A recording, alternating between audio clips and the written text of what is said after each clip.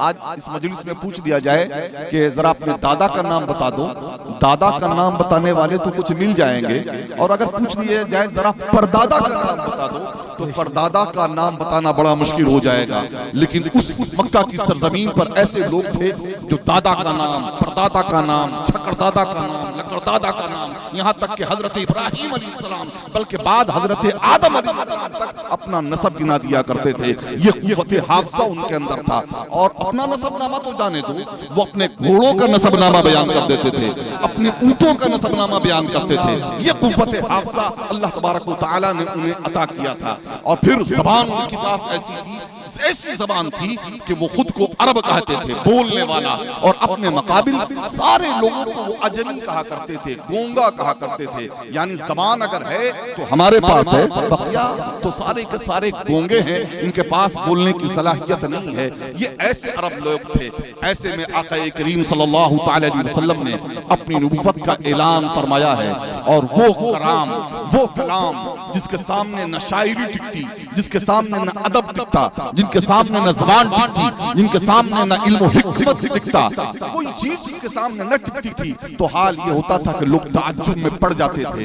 वो ये मानने पर वो मजबूर हो गए थे कि आखिर मोहम्मद ये बोलते हैं तो कैसे बोलते हैं, क्योंकि ये तो उम्मी लक़बी हैं। इन्होंने किसी को दुनिया में उस्ताद नहीं बनाया है, कोई किसी को मुअल्लिम अपना नहीं बनाया, किसी के सामने ज़ानुए तलम्मुस्तह नहीं किया, किसी को अपना उस्ताद नहीं बनाया, तो फिर शायरी आई तो कैसे आई? ये इतना अच्छा बोलते हैं तो कैसे बोलते हैं, ये हकीमाना खिताब करते हैं तो कैसे खिताब करते हैं, इस तरह की बातें होने लगी। उसी जमाने में वलीद बिन मुगीरा था, वो वलीद बिन मुगीरा कि जिसका जिक्र सूरे कलम में आया है, उसकी तफसील बयान करने का मौका नहीं है। वो वलीद बिन मुगीरा बड़ा अहले ज़बान में शुमार होता था, बहुत बड़ा शायर भी माना जाता था। उसने देखा अबू जहल का वो भतीजा भी था वलीद बिन मुगीरा, कुरान से मुतासिर होने लगा। वो कुरान की जब नुज़ूल का सिलसिला हुआ था और उतुल्लिम बादा ज़ालिका ज़नीन, हुज़ूर अलैहिस्सलातु व तस्लीम ने उसके ऐब खोल दिए थे, तो वो बड़ा ताज्जुब में पड़ गया था। और उसके बाद जब कुरान की तरफ माइल होने लगा तो अबू जहल था, कहने लगा अबू जहल अपने भतीजों को बचाने के लिए, अबू जहल ने कहा कि वलीद बिन मुगीरा तू इस्लाम से मुतासिर हो रहा है, कुरान से मुतासिर हो रहा है, तू मोहम्मद से मुतासिर हो रहा है। सुन, मोहम्मद का ये सहर है, मोहम्मद का ये जादू है, मोहम्मद की ये शायरी है, ये मोहम्मद का ये कलाम है। उसने कहा नहीं, ये मोहम्मद की शायरी नहीं हो सकती। मैं अगर मोहम्मद की शायरी सी कह दूंगा तो लोग झुठलाएंगे कि किसी ने, मोहम्मद ने किसी से शायरी सीखी नहीं है। कहा मैं मोहम्मद का अगर अदबी ज़बान कह दूंगा तो लोग इसे तस्लीम करने के लिए तैयार नहीं होंगे। मैं अगर मोहम्मद को मजनू कह दूंगा लोग मानने के लिए तैयार नहीं होंगे। जो ऐसी हकीमाना मुतब्बिराना बातें करता है, भला मजनू कैसे हो सकता है, वो दीवाना कैसे हो सकता है? तो फिर उसे कहा गया कि ठीक है तुम इसे जादू कह दो, जादूगर कह दो, कि कम से कम जादूगर अगर तुम कह दोगे, जादू कह दोगे तो लोग इसे तस्लीम कर लेंगे। तो अलगर्ज़ आपको मैं बता दूं कि आका करीम सल्लल्लाहु तआला अलैहि वसल्लम ऐसे ज़माने में हुज़ूर अलैहिस्सलातु व तस्लीम पर कुरान नाजिल होने का सिलसिला शुरू हुआ है। और फिर जब लोगों ने इसे मोहम्मद का कलाम, हुज़ूर अलैहिस्सलातु व तस्लीम का कलाम कहना शुरू किया है, तो फिर अल्लाह तबारक व तआला ने उन्हें चैलेंज किया और फरमाया कि तमाम जिन्नो इंसान मिल करके कुरान की तरह कोई एक सूरत तो ला दो। कुल इन इज्तमाअतिल इंसु वल जिन्नु अला अन यातू बिमिस्लि हाज़ल कुरान, कि इसकी तरह सारे जिन्नात और इंसान मिलकर इस कुरान की तरह कोई दूसरा कुरान तो ले आओ। सन्नाटा रहा, सन्नाटा छाया रहा। जब फिर कुछ दिनों के बाद वो खामोश रहे तो फिर अल्लाह तबारक व तआला की जानिब से फिर आयत करीमा नाज़िल हुई कि मेरे महबूब इनसे कहो कि कुरान की तरह, पूरे कुरान की तरह ये कोई दूसरा कुरान नहीं ला सकते, दूसरी किताब नहीं ला सकते। तो फिर ऐसा है कि इनसे कहें कि फ़अतू बिसूरतिन मिन मिस्ली, कि एक सूरत ही उसकी तरह ला दे, एक सूरत ही कुरान की तरह ला दे। तो उसकी तरह भी जाहिर है वो कहाँ से ला सकते? आप देखें वो अरब थे जिन्हें अहले ज़बान थे, जिनको कुरान चैलेंज कर रहा है कि इस कुरान की तरह, इस किताब की तरह कोई किताब ला दो, इस सूरत की तरह कोई सूरत ला दो, इस आयत की तरह कोई आयत ला दो। क्या उन्होंने उन्होंने कोशिश नहीं की होगी, लेकिन जानते हैं उन्होंने कोशिशें की हैं, लेकिन उन्हें मुंह की खानी पड़ी है। एक बड़ा शायर था, बड़ा अदीब था, उनमें उसको तैयार किया गया है कि तुझे कुरान के मुताबिक 2-3 आयतें तैयार कर लेनी है। कहा ठीक है, मुझे एक तन्हा रूम में सारी फैसिलिटी देकर बंद कर दो, मैं उस रूम में बंद हो जाता हूँ और मैं कोशिश करता हूँ। लोगों ने खाना पानी वहाँ देना शुरू किया और उसके बाद कागज का ढेर लगा दिया। उस जमाने में जो है चमड़े के ऊपर, पत्तों के ऊपर लिखा जाता था, वो सारी चीजें उसके हवाले कर दी गई और उसके बाद बंद कर दिया गया। अब वो लिखने में लग गया। 1 महीने के बाद जब उसका दरवाजा खोला गया तो लोगों ने देखा कि वो पत्ते और वो टुकड़े चमड़े के जिसे लिखने के लिए उसे दिया गया था वो पूरे में बिखरे हुए हैं। किसी पर कुछ लिखा हुआ है, किसी पर कुछ लिखा हुआ है, किसी पर कुछ लिखा हुआ है। और आखिरी जुमला जो उसने लिखा था वो लिखा था लैसा बिहादा बिताकतिल बशर, कि ये कुरान का लिखना किसी बशर की ताकत से बाहर की बात है, किसी इंसान की ताकत की बात नहीं है। यकीनन ये कोई और है जो इस कलाम का भेजने वाला है, कुरान का नाजिल करने वाला है। तो ये वजह है कि उन्होंने हुजूर अलैहिस्सलातु व तस्लीम को निशाना तो बनाया, उनको मजनू तो कहा, उन्हें दीवाना तो कहा, उन्हें शायर तो कहा, उन पर जादूगर तो उन्हें कहा है, लेकिन उनको कुरान का जवाब वो देने से कासिर रहे हैं। अजीज़ाने मोहतरम, ये मैं उसकी मिसाल पेश करता चलूंगा तो बड़ी लंबी गुफ्तगू होती चली जाएगी, लेकिन मैं बात बड़ी तेजी से आगे बढ़ाता चला जाता हूँ कि हर जमाने में कुरान पर और साहिब कुरान पर दोनों को निशाना बनाया गया, लेकिन इन दोनों को अल्लाह तबारक व तआला ने अपने जिम्मे करम और अपनी हिफाजत में लिया हुआ है। यही वजह है कि दुनिया की कोई ताकत उसे निशाना न बना सकी। ये मैं आपको बताऊं, ये 1936 की बात है। ये वो हिंदुस्तान था जो अंग्रेजों के चुंगल में था। हिंदुस्तान आजाद नहीं हुआ था, अंग्रेजों के चुंगल में था। और जब अंग्रेजों के चुंगल में था तो अंग्रेज जो ईसाइयों की हुकूमत की एक तरीके से कह ले, वो इस कोशिश में थे कि किसी तरीके से मुसलमानों को खत्म किया जाए। अंग्रेज जानते थे कि ये मुल्क चूंकि हमने मुसलमानों से लिया है, ताकत अगर किसी के अंदर है तो मुसलमानों के अंदर है कि वो मुल्क हमसे वापस ले लें। मुसलमानों को कमजोर करने के लिए और देश पर कब्जा जमाने के लिए जरूरी है कि मुसलमानों को डैमेज किया जाए। चुनांचे हाल ये हुआ कि मुख्तलिफ किस्म की सूरतें उन्होंने की हैं और उसमें एक सूरत और एक कोशिश ये भी थी कि कुरान करीम को ही खत्म कर दिया जाए, कुरान करीम को ही मिटा दिया जाए। तो जानते हैं उस जमाने में ये कोशिशें शुरू हो गई। अल्लामा शिबली नोमानी ने ये वाकया लिखा है। ये आपके करीबी आजमगढ़ के रहने वाले बड़े मुफक्किर थे और बड़े आलिम दीन में इनका शुमार होता है। अकीदे का मामला अपनी जगह पर, लेकिन उनके इल्म का एक जमाना मुतरिफ है। उनके एक अंग्रेज दोस्त था, ऑफिसर था एक बड़ा, जिसका अल्लामा शिबली नोमानी से जिनकी बड़ी दोस्ती थी। शिबली नोमानी एक बार अपने उस अंग्रेज ऑफिसर या गवर्नर के पास जब पहुंचे हैं तो देखते हैं कि उसके ड्राइंग रूम में पूरे कुरान के नुस्खे भरे हुए, दाएं कुरान, बाएं कुरान, हर तरफ कुरान ही कुरान। वो बड़े ताज्जुब में पढ़ते हैं, पूछते हैं कि आप ये कुरान के नुस्खों को आपने ड्राइंग रूम में क्यों रखा हुआ है? आप कुरान पढ़ते नहीं, आप लोगों का कुरान पर अकीदा नहीं, कुरान को किताब हिदायत मानते नहीं, तो ये कुरान के नुस्खे कैसे हैं? वो अंग्रेज ऑफिसर शिबली नुमानी के करीब आया, कहने लगा मौलाना ये बात चूंकि आप पूछ रहे हैं, आप मेरे बड़े गहरे दोस्त हैं, इसलिए मैं आपको बता देता हूँ कि ये कुरान का नुस्खा मैंने क्यों रखा हुआ है। और उसके बाद वो कहता है कि हमें हुकूमत बरतानिया ने इस मुहिम पर लगाया हुआ है कि कुरान के नुस्खे जितने मकतबे में हैं, जितने किताब खानों में हैं, जितने जो है बुक स्टॉल पर मौजूद हैं, उन सब को हम जमा करते हैं और जमा करने के बाद फिर उन्हें दरिया बुर्द कर देते हैं, दरिया में ले जाकर के हम डुबो देते हैं। क्योंकि हमने ये जान लिया है कि मुसलमानों की जिंदगी अगर है तो कुरान से है, मुसलमानों की अगर शान है तो कुरान से है, मुसलमानों की अगर अजमत है तो कुरान से है। अगर कुरान खत्म हो जाएगा तो ये मुसलमान खुद ब खुद खत्म हो जाएंगे, इसलिए हम कुरान को खत्म करने पर लगे हुए हैं। अल्लामा शिबली नुमानी ने जब ये सुना है मुस्कुराए हैं। अंग्रेज ऑफिसर्स की जानिब कांधे पे हाथ रखकर कहा है कि दोस्त जरा मेरी भी सुन लो। अरे तुम अंग्रेजों को बड़ा, हम मुसलमान तो बड़ा पढ़ा लिखा समझते हैं, बड़ा अक्लमंद हम समझते हैं, हम तो तुम्हें बहुत दाना समझते हैं, समझदार समझते हैं, लेकिन ये कैसी नासमझी की बात आप कर रहे हैं कि कुरान के नुस्खे को आप डुबो रहे हैं। कहा अच्छा सुनिए थोड़ी देर के लिए, ये बगल में मेरा दारुल मुसन्निफीन है, उस मदरसे से एक तालिबे इल्म को जो हाफिज कुरान है उसे बुलवा लें। थोड़ी देर के बाद एक 10-12 साल का हाफिज कुरान बच्चा आया है, 10-12 साल का हाफिज कुरान बच्चा आया।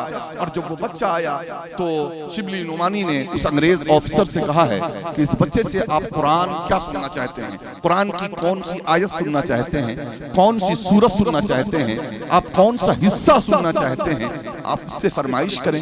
उस अंग्रेज ने ऊपर से नीचे तक उस बच्चे की उम्र देखी, उस बच्चे के चेहरे को देखा और उसके बाद बड़े ताज्जुब से कहा कि मैं इससे कुरान पूछूं। कहा हाँ हाँ पूछे।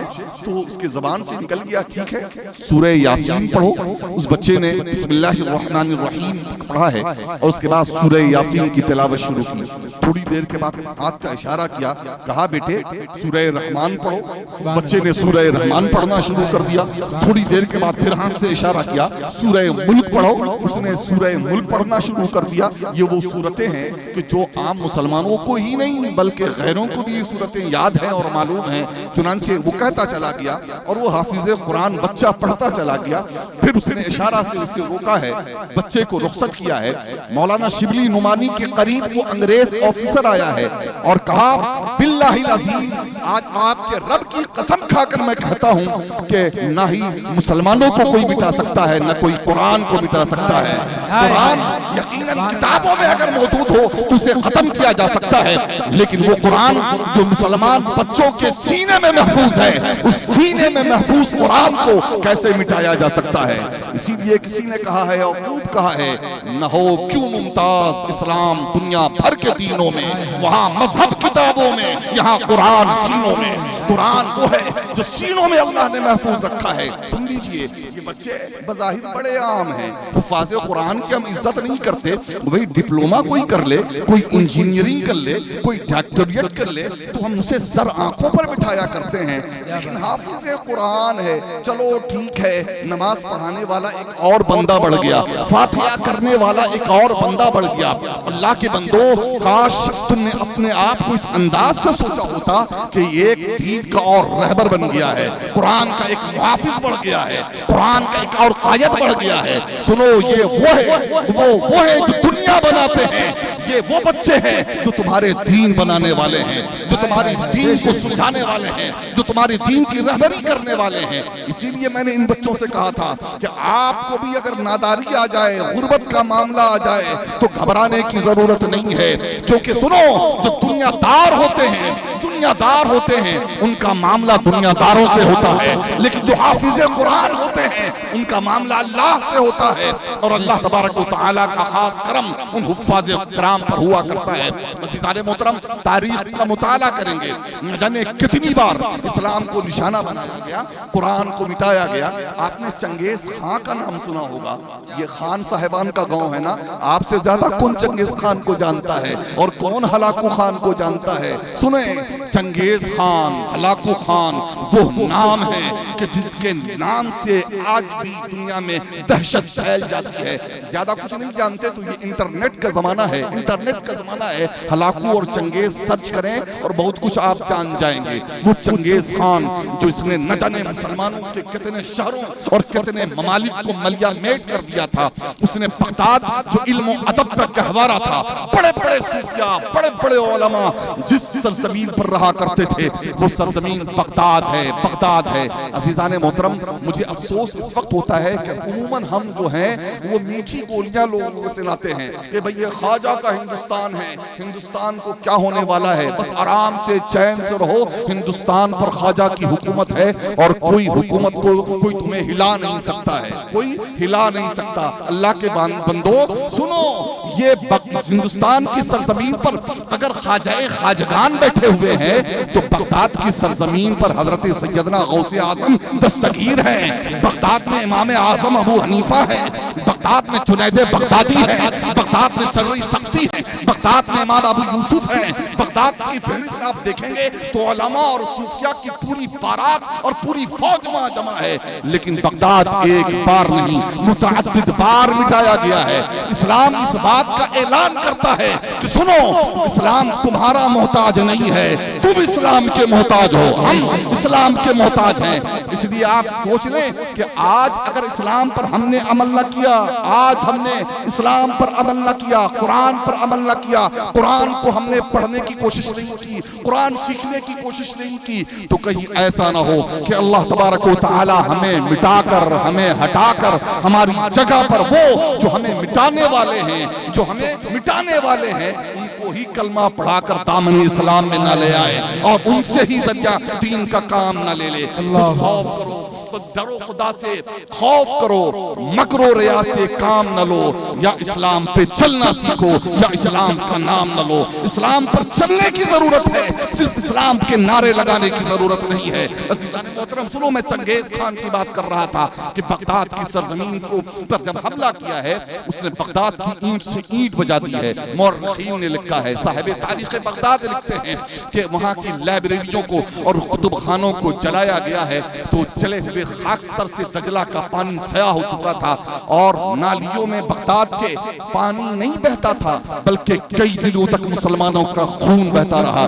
मुसलमानों की लाशों के ऊपर का मीनार बनाया, चंगेज खान ने मुसलमानों की लाशों का मीनार बनाया, उस पर अपना तख्त बिछाया और तख्त के ऊपर बैठकर खबर नखवत के साथ उसने मुसलमानों की लाशों के सामने तकरीर की है, मुसलमानों तुम बड़े इस्लाम पर अपने नाज करते थे, तुम अपने कुरान पर नाज करते थे, देखो आज हमने इस्लाम को बिटा दिया है, देखो कुरान के नुस्खों को हमने खत्म कर दिया है, कुरान का नुस्खा मौजूद नहीं, कुरान भी खत्म हो चुका है, तुम भी खत्म हो चुके हो। साहिब तारीख बगदाद लिखते हैं कि मान उन्हीं लाशों के ढेर में से एक 7 साल 8 साल का बच्चा किसी तरीके से जख्मों से लहूलुहान निकलता है, खड़ा होता है और खड़ा होने के बाद वो कुरान की तिलावत करना शुरू करता है। चंगेज खान सुन, बिस्मिल्लाहिर्रहमानिर्रहीम, अल्हम्दुलिल्लाहि रब्बिल आलमीन, अर्रहमानिर्रहीम, सूरह फातिहा खत्म किया, सूरह बकरा पढ़ा,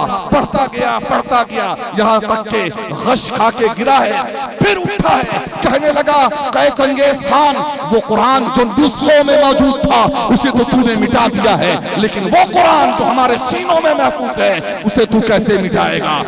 हो मुमताज, क्यों इस्लाम दुनिया भर के दीनों में, वहाँ मजहब किताबों में, यहाँ कुरान सीनों में, कुरान मुसलमानों के सीनों में महफूज है, कुरान मुसलमानों के सीनों में महफूज हो। अल्लाह ने फरमाया कि हमने कुरान नाज़िल किया, ताकीद के साथ, इन्ना हर्फ ताकीद है कि हमने कुरान नाज़िल किया और बेशक हम ही कुरान की हिफाजत करने वाले हैं। लेकिन सुनो तो सही, हिफाजत के लिए अल्लाह तबारक व तआला ने, हिफाजत के लिए अल्लाह तबारक व तआला ने किस जगह का इंतखाब किया है, किस लाइब्रेरी का किया है, किस तिजोरी का के लिए अल्लाह तबारक व तआला ने ये किया है। वो जगह जो है, वो तिजोरी जो है, वो कोई और नहीं है, वो हुफ्फाज़े किराम के सीने हैं। उस सीनों को अल्लाह तबारक व तआला ने कीमती तिजोरी बना दिया है कि हम हुफ्फाज़े किराम के सीनों में कुरान की हिफाजत करेंगे। ये अल्लाह तबारक व तआला का बड़ा करम है। ये हुफ्फाज़े किराम का मकाम और मर्तबा अगर आप समझ जाएं तो आज यकीनन अपने बच्चों को आप हाफिज़े कुरान बनाएंगे, कुरान सिखाएंगे, कुरान पढ़ाएंगे। अज़ीज़ान मोहतरम, मैं अर्ज़ कर रहा था कि देखें इस्लाम की तारीख और कुरान को सुने। और कुरान है क्या? कुरान अल्लाह के रसूल के मौजज़ों में से एक मौजज़ा है। अल्लाह के प्यारे रसूल सल्लल्लाहु अलैहि वसल्लम, मैंने कुछ अपने निशानियां देकर रखी थी कि ताकि वो बात की और ना पहुंच जाए, और इस पॉइंट के ऊपर ही मैं गुफ्तगू करूंगा, इसलिए मैंने कुछ नुस्खे रखे थे। मैं सुना दूं कि कुरान क्या है। कुरान हुजूर अलैहिस्सलातु व तस्लीम के मौजज़ों में से एक मौजज़ा है। मौजज़ा कहते किसको है? मौजज़ा वो होता है कि जिससे आम इंसान जिसके सामने बेबस हो जाए, वो काम आम इंसान जो न कर सके, जो फेल आम बंदे से सरजद ना हो सके, उसे मौजज़ा कहते हैं। अल्लाह ने अपने सारे नबियों को कोई ना कोई मौजज़ा अता फरमाया। अल्लाह ने सब नबियों को कोई ना कोई मौजज़ा अता फरमाया। हजरत आदम को भी, हजरत नूह को भी, हजरत ज़करिया को भी, हजरत यहया को भी, हजरत मूसा अलैहिस्सलाम का मौजज़ा ये था, अल्लाह ने एक ऐसा असा और डंडा अता फरमाया था, पत्थर पे मारते तो पत्थर से चश्मे जारी हो जाते, नील में मारते तो दरियाए नील में रास्ता बन जाता और बनी इसराइल को लेकर उसमें से गुजर जाते। हजरत मूसा अलैहिस्सलाम अपने हाथ को बगल से निकालते और दिखाते तो वो सूरज से ज्यादा चमकदार हो जाता और लोग इन मौजज़ों को देखकर इस्लाम कबूल करते। अल्लाह ने हजरत दाऊद को खुशहलानी अता फरमाई थी। यही वजह है कि कोई अच्छी आवाज वाला कारी होता है तो लोग हमसे कहते हैं कि लहने दाऊदी अल्लाह ने इन्हें अता फरमाई है। बड़ी अच्छी आवाज में हमारे कारी फारूक भाई ने तिलावत की है, लहने दाऊदी अल्लाह ने इन्हें अता फरमाई है। हजरत दाऊद का लहन वो था कि जब वो तबूर की तिलावत करते थे तो उड़ते हुए परिंदे थम जाया करते थे, रुक जाया करते थे, बहता हुआ दरिया रुक जाया करता था और माहौल पर वो समातारी होता था कि जिसे देखकर लोग इस्लाम कबूल करते थे। लोग जो है दाऊद अलैहिस्सलाम का कलमा पढ़ते थे, ला इलाहा इल्लल्लाह दाऊद खलीफतुल्लाह। हजरत दाऊद को अल्लाह ने वो मौजज़ा अता किया था कि उनके हाथ में अगर कोई लोहा आता था तो लोहा मोम बन जाता था और उसको वो जिसमें से मौजज़ा ये भी था, शजर हजर सजदा किया करते थे। अलगर्ज न जाने कितने मौजज़े हैं, लेकिन उन तमाम मौजज़ों में हुजूर का सबसे बड़ा मौजज़ा जो है वो कुरान हकीम है। कुरान हकीम है। आका करीम सल्लल्लाहु तआला अलैहि वसल्लम इरशाद फरमाते हैं, बुखारी और मुस्लिम की रिवायत है, अभी मैंने यह हदीस पाक खास आपके लिए निकाली है, अन अबी हुरैरा अन्ना रसूलुल्लाह सल्लल्लाहु अलैहि वसल्लम क़ाल मा मिनल अंबिया मिन नबिय्यिन इल्ला क़द उतिया मिनल आयाति मा मिथलुहु आमना अलैहि अल-बशर व इन्नमा कान अल्लज़ी उतीतु वहयन औ अहल्लाहु इलैया फरजू अन अकून अक्सरुहुम ताबिअन यौमल क़ियामह। कि अल्लाह तबारक व तआला ने अपने तमाम नबियों को मौजज़े अता किए कि जिसके जरिया वो अल्लाह तबारक व तआला की तरफ लोगों को माइल करते और अपनी अज़मत व शान दुनिया के सामने दिखाते। लेकिन अल्लाह ने मुझे ऐसा मौजज़ा अता किया है कुरान की शक्ल में कि मुझे उम्मीद है कि क़यामत तक मेरे उम्मती और मेरे मानने वाले सबसे ज्यादा होंगे, सबसे ज्यादा होंगे। ये तमाम मौजज़ा जो मैंने आपको बताए हैं वो किताबों में आप पढ़ेंगे, उलमा की ज़बानी आप सुनेंगे, लेकिन कुरान करीम हुजूर का ऐसा मौजज़ा है, ऐसा मौजज़ा है कि जो हुजूर के ज़माने में भी था, हुजूर के बाद ताबईन के ज़माने में भी, ताबईन के ज़माने में भी, आज हमारे ज़माने में भी, और कुरान क़यामत तक हुजूर का मौजज़ा मौजूद रहेगा और ज़माना इसी कुरान के जरिया दाखिल इस्लाम होता रहेगा। अज़ीज़ाने मिल्लत इस्लामिया, आज ये बदबख्त जो खड़ा किया गया है, मैं उस बदबख्त का नाम भी नहीं लेना चाहता कि इस जैसों का नाम लेकर के अपने मुंह को नापाक किया जाए। ऐसे बदबख्तों का नाम भी मैं नहीं लेना चाहता। मैं ये बताना चाहता हूँ कि इससे हमें बौखलाने की जरूरत नहीं है। हकीकत ये है कि कुरान और नबी करीम सल्लल्लाहु तआला अलैहि वसल्लम की सीरत को देखकर पढ़कर लोग बड़ी तेजी के साथ इस्लाम कबूल कर रहे हैं, बड़ी तेजी के साथ दामन इस्लाम में आ रहे हैं। यही वजह है कि आज दुनिया बौखलाई हुई है कि अगर हमने कुछ और न किया, रोकथाम हमने न की, इस्लाम को बदनाम नहीं किया, कुरान को निशाना नहीं बनाया, तो कहीं ऐसा न हो कि हमारा वजूद खत्म हो जाए। तो अपने वजूद को बचाने के लिए, अपनी बका के लिए, अपने तहफ़्फ़ुज़ के लिए कभी वो हुजूर की सीरत को निशाना बनाते हैं, हुजूर की ज़ात को निशाना बनाते हैं, और कभी कुरान करीम को निशाना बनाते हैं। तो ये हुजूर का मौजज़ा है। ये बदबख्त 21 आयात क्या, 26 आयात क्या, 24 आयात क्या, ये कुरान के एक नुक्ते में भी किसी तरीके का फर्क नहीं पैदा कर सकते। कुरान के एक नुक्ते पर भी फर्क नहीं पैदा कर सकते। ज़माना इस बात का गवाह है, एक बात का गवाह है कि अगर चंगेज खान और हलाकू खान पैदा हुए हैं कि जिन्होंने कुरान को मिटाने की कोशिश की है,